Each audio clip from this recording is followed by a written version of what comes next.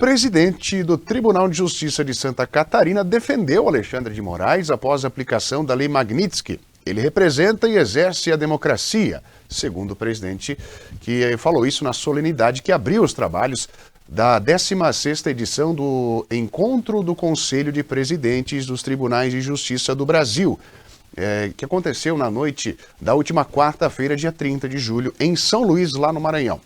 O presidente do Conselho e do Tribunal de Justiça de Santa Catarina, o desembargador Francisco Oliveira Neto, reafirmou o posicionamento da instituição pela unidade do Poder Judiciário e pela independência dos magistrados brasileiros. O presidente solidarizou-se com o ministro do STF, Alexandre de Moraes, após o governo americano anunciar sanções financeiras a um magistrado por meio da chamada Lei Magnitsky. Ele frisou que o ministro representa e exerce a democracia dentro de um colegiado legitimado pela Constituição e legitimado pelo povo brasileiro. Lembrando que, dos dias 13 a 25 de junho, o desembargador Francisco Oliveira Neto assumiu interinamente o comando do governo do estado em razão da missão internacional do governador Jorginho Mello à China e ao Japão e da licença simultânea da vice-governadora Marilisa Boem e do presidente da Assembleia Legislativa, deputado Júlio Garcia. Vamos acompanhar a declaração do presidente do Tribunal de Justiça de Santa Catarina. Que ia manifestar, e de uma maneira que coloquei, é a necessidade de se compreender e de procurar uma leitura do momento atual.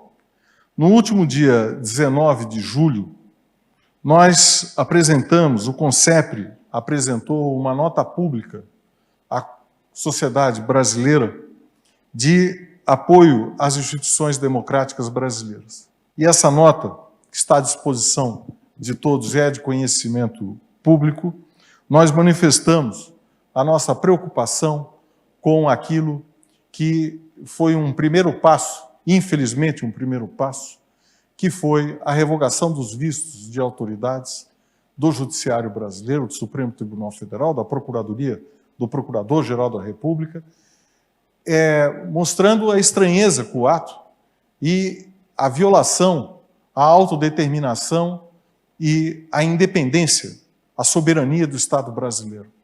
Porque isso não é mercadoria de troca para posicionamento jurídico. Não pode ser. Não pode ser. E aqui, hoje, eu penso que é importante reafirmar o que ali foi colocado, que, para a decepção de todos nós, o cenário piorou. O cenário evoluiu para algo também impensável. E aqui, de novo, é preciso reafirmar: não há democracia sem um judiciário forte e independente. Se o caos é uma ordem por decifrar, como diz Saramago em uma de suas conhecidas obras, então o momento é de decifrar. Nós precisamos compreender o que para alguns ainda está, infelizmente, obscuro. É preciso mostrar que a corrosão da democracia, hoje, ela se dá pela corrosão da independência e das instituições democráticas do Poder Judiciário. É por aqui agora que começa. Não é mais só com a submissão de um legislativo. Não é mais só com a submissão de um aparato de força do Estado, mas é pela submissão do Poder Judiciário, porque isso é a corrosão da Constituição.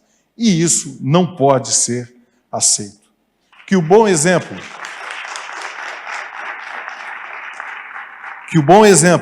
do presidente José Sarney, que nos honra aqui com sua presença, que decifrou o déficit democrático que havia no Brasil, a Constituição de 1988, a transposição de um regime em que havia um déficit democrático para a construção de um regime com democracia plena, com democracia total, com a democracia forte, porque isso também é algo que precisa ser repetido. A democracia brasileira não é fraca, a democracia brasileira é forte, se revigora justamente nesses atos. E há uma frase do presidente Sarney, que eu já antecipei a ele que hoje falaria nela: ninguém governa o tempo no qual se vai governar. Essa frase, ao contrário do que pode ser entendido como uma submissão da vontade de todos ao governante, é exatamente ao contrário. É a precisão de que aqueles que exercem o poder do Estado dentro do nosso velho e bom conceito do pacto social, quando ele exerce esse poder, além de ser justificado, ele, obviamente, ele depende da concordância, da construção de todos. Não é na democracia que a consciência, que a vontade de um governante se impõe. Na democracia, o papel do governante, o papel daquele que administra, o papel daquele que exerce as suas funções dentro das regras do jogo e, especialmente, daqueles que exercem o poder ex parte populi, e nós exercemos poder ex parte populi a partir de processos democráticos previstos na Constituição. Nossos cargos, eles são publicamente auditados. O exercício das nossas funções, ele percorre um caminho em que em todo momento ocorre essa legitimidade que se faz não só formal, mas também materialmente, é sempre dialogar, mas nunca abandonar os alicerces do Estado democrático de direito. Jamais poderemos abandoná-los.